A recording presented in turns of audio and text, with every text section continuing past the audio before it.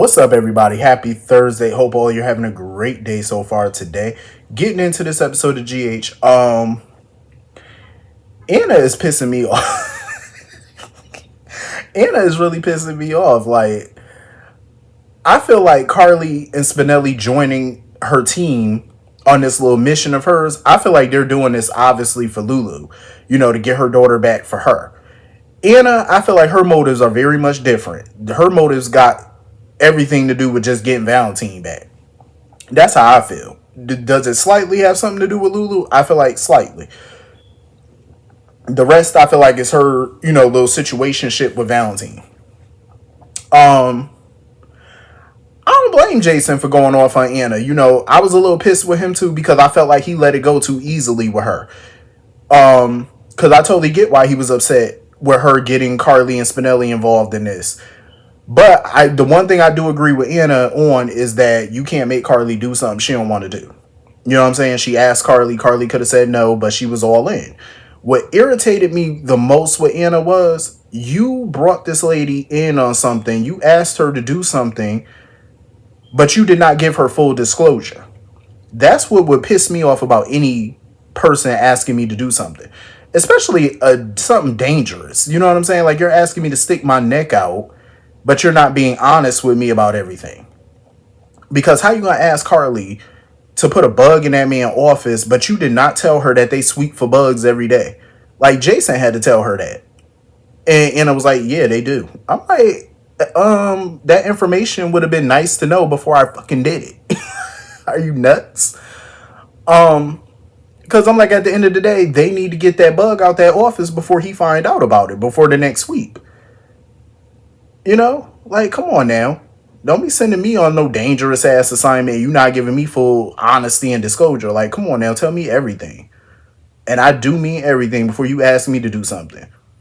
Because Jack Brennan is not somebody that you want to play with. Like, he's not, a happy-go-lucky, easy guy. Like, yeah, he could be nice, but he could also be a dangerous SOB when you cross him. And Carly has went to that man more times than I can count for a favor. And he's so far always came through for her. Whether his motives are pure or not, he still came through. Do I think that he uses people and, he's not that great of a person? Yeah, I think that. We all know that he's shady. We know that. You know what I'm saying? But the stuff that he's done for Carly, I mean, he really didn't have to do. He didn't have to do none of that stuff. I think he did it. A part of me feel like he genuinely likes Carly. I feel like he did it because he genuinely likes her. That's a part of why he did it. But her putting that bug in there, that's putting her in the line of fire. Because I've said this before, Carly got to tread lightly with Jack Brennan. He's nothing that you want to play with. You got to tread lightly with somebody like that, who plays by their own set of rules. And he got a position of power. Like, come on now. You got to be very careful how you play this. I see why his assistant is on his neck, though, Colette. I see why she's on Jack's neck a little bit about doing favors for Carly. And, because she was like, at the end of the day, you cannot use your position of power for personal gain. Like, you just can't do that. Because that could be his undoing. He got to be careful about that. But it was quite obvious that he knew where Valentine was. Like, of course, he's not going to tell anybody that he know. What would be so funny to me is if Valentine and Charlotte are really hiding in plain sight. That would be hilarious. Because, mind you, Ava sold Windermere. We still don't know who bought it. Who's to say Valentine hasn't been hiding out at Windermere this entire time? Because last I recall, I don't believe the feds or the PCPD ever checked Windermere. So who's to say that he's not there? They got, it's a huge castle with a bunch of rooms. They have a bunch of rooms, a bunch of hidden spaces. They got tunnels. It's a lot of places. The catacombs. It's a lot of places on that property, on that island, he could hide in plain sight without them even knowing about it. Especially if they haven't searched that whole island. It's a lot of places he could hide up there. So who's to say he's not there? You know what I'm saying? Like, that would be crazy if he really was there this entire time. Would be insane. But I'm not surprised Jack know where he is when he called him and stuff, because Jason did try to give an offer. He was like, listen, Tell Valentine if you talk to him or whatever, I'm gonna put this offer out there. Give us Charlotte, and I'll let Valentine go. You know, and of course Jack is gonna present that offer to Valentine or whatever to see what he said. I'm pretty sure Valentine probably wouldn't do it. I wouldn't be shocked. I would be shocked if he said yes to it. That would shock me, but I wouldn't be surprised if he said no. And it's quite obvious why Anna's not using the resources of the PCPD or calling in no favors. Because why not call Lucky and ask Lucky to do it? You know what I'm saying? To try to track down Valentine. Lucky's not a part of the PCPD anymore, so but I see why she's not trying to involve certain people, because she already knows if she involved anybody in law enforcement, she call Laura and try to involve them, her secret may come out that she let him go. She don't want that coming out publicly. You know what I'm saying? That can definitely impact her and her standing in the PCPD. So I think she's trying to tread lightly on this her damn self. But they need to play this a lot smarter than what they're playing it at this moment. They need to do better. Moving on from that, I'm glad, Dante be having these moments with Sonny where he can go to him and ask for his opinion and his advice and stuff, because I totally agree with Sonny on this one. I feel like there's nothing wrong with Dante being happy that Lulu's back. There's nothing wrong with it. I understand he's trying to be, sympathetic towards Sam's kids and stuff like that. He's trying to, not look like he's rubbing it in or he's moving on so fast or he's whatever. But at the same time, you can be happy and still grieve. There's nothing wrong with feeling joy and grief at the same time. There's nothing wrong with that. It's so funny how Dante was dressed today, because it kind of threw me off. Like, he was definitely looking like how Sonny looked when Sonny was in Nixon Falls with the button up and all that. He looked just like that. It looked like the same shirt. Like the same shirt Sonny wore when he was in Nixon. But yeah, Dante just, he's a ball of emotions right now. So I get it. He trying to be sympathetic to Danny and Scout. And I understand that, but you can be happy that your ex is back. Him and Lulu, they've had a long history. There's no denying that. Everybody know. He could be happy about it. I feel bad for Rocco, because Rocco's in the same position. Like, he wants to be happy that his mom is back, but he also, doesn't want to look like he's rubbing it in, or he doesn't want Danny to resent him for having his mom back while Danny's mom is gone. So I get it. They're in between a rock and a hard place. But you can still be happy. You know what I mean? Like, nothing wrong with that. You can still definitely be happy. Moving on from that. I love that scene between Jordan and Isaiah. I so loved it. I get where Isaiah's coming from.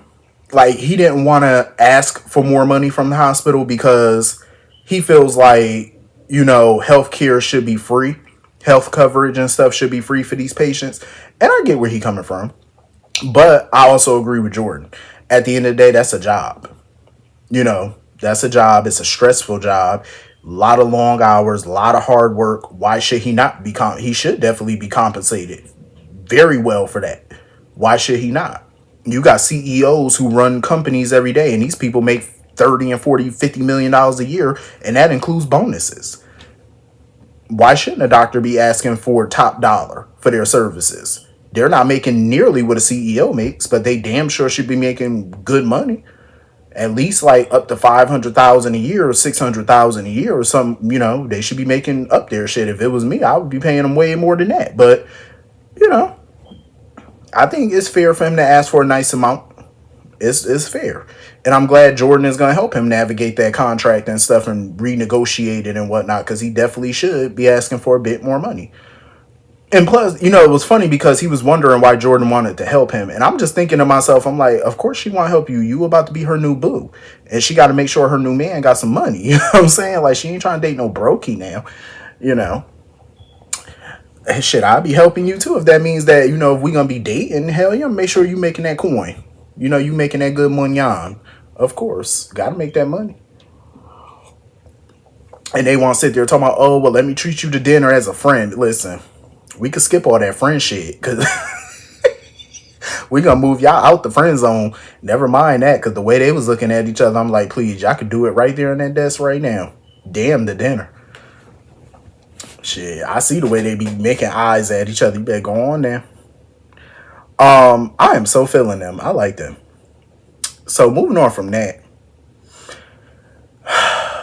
with TJ, I'm glad he got Curtis there to talk to him and try to talk some sense into him, because I get where TJ coming from, but because it's the way things are looking. You know what I'm saying? So I get it. To him, it looks like Molly is unfeeling.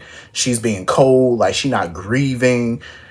But what he has to understand is people grieve how they want to grieve. Everybody grieves differently. And I feel like he just wants Molly to grieve how he's grieving. That's not how life works. Everybody grieves differently. Like even Alexis was trying to tell Molly, like, look at how Molly was doing. She just could not take a breather. She just kept moving boxes, doing what she doing. Even Alexis had to tell her, take a breath. And Molly was like, listen, if I stop, I feel like I'm going to break down. That's why Molly may come off as cold or unfeeling or whatever, because she just keeps moving. And I think that's what's throwing TJ off. But that's how some people grieve. They have to keep their mind on other things.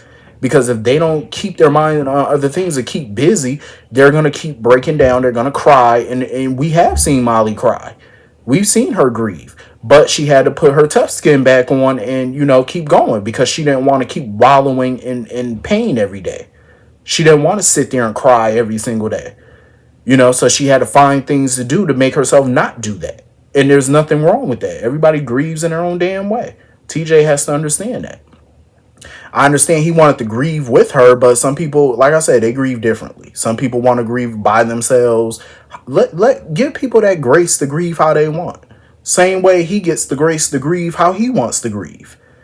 But I'm glad Curtis was there, and at least he get to keep the apartment. And I agree with Curtis. Now that Molly moved out and y'all separated, maybe it'll help him if he spruced the place up. Move some furniture around, maybe even buy some new furniture or something, make it yours, solely yours now. It's time for TJ to, he can still grieve, but he needs to live his life. Don't just be at work in the gym, go hang out or something, go keep your mind off things. That's what TJ need to start doing.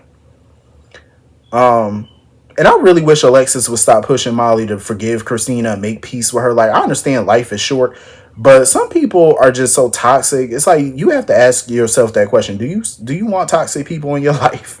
Like, you really got to ask yourself that. You know what I'm saying? Like, do I really want this person in my life? Like, I wouldn't be pushing her to forgive and, patch things up with Christina. Like, Molly has to want to do that, and she needs to do it in her own time. She got a lot going on right now. Because she's still dealing with Irene's death, Sam's death, dealing with this damn trial. Now she's dealing with her and TJ's separation. It's a lot on her right now. I'm pretty sure reconciling Christina is the last thing on her brain right now.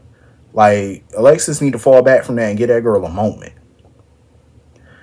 And that's where I also agree with Curtis. I mean, it takes a little bit of time, but look at him and Jordan. They had a very rocky marriage. They had a very rocky divorce. And look at them. They're back cool, where they could sit in the same room with each other and laugh and talk and whatnot. So hopefully Molly and, TJ can get to that. One day they can get on that level and laugh and talk and, be cool and be friends. Maybe even get back together down the line. I wouldn't be opposed to them getting back together, but I feel like they need to heal separately. They need to figure out what life is going to look like for them individually moving forward. They need to figure that out, because that was a sad scene when he brought her diary, and they pretty much made it clear that they will always love each other. That was such a sad scene. I hate breakups of long couples. I hate when long couples break up. I hate that, because it's such a sad thing. It's a damn sad thing to witness. Really is. But hopefully, they could be cool, be friends, be cordial. Anyway, moving on from that. Christina and Natalia. Both of them give me a headache. But I'm glad Christina realized that maybe she's remembering what happened in that hotel room wrong, because obviously you are.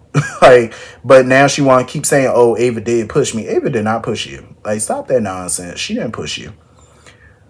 And Natalia know her ass is lying, because when Christina was saying, oh, she saw Irene as her and Blaze's child, and she started to see it as hers and Blaze's, and they could have raised the child together. And Natalia knows she lying, talking about, oh, I would have loved the granddaughter. Natalia need to be quiet, because she know damn well she was not happy about Christina and Blaze being together, and she damn sure wasn't happy about the prospect of Blaze helping Christina raise that child. She wasn't happy about it because she kept thinking about what this would do to Blaze's career. That's where her mentality was at. That's where her mind was. And what annoys me about Natalia is she wants to sit there talking about, oh, well, Sonny told her that Ava's a liar. So you're going to sit there and believe everything Sonny tells you about Ava? Like, of course Sonny's going to tell you that. He don't like her. He hates her. So, of course, he's going to tell you things about her. Naturally. Like, Natalia need to go on somewhere. And I love Eva LaRue, but they're not doing her no favors with this character. They are not. Like, they are writing this character horribly. Like, very horrible. They ain't doing that girl no favors. And Eva LaRue is such an amazing talent to have. They need to give her better material than this if you're going to keep her around. Like, I'm just saying. Like, do better. But anyway, that was pretty much the whole episode. Hit the comment section. Let me know what you all thought. And I will see you all later. Have a great night. Peace.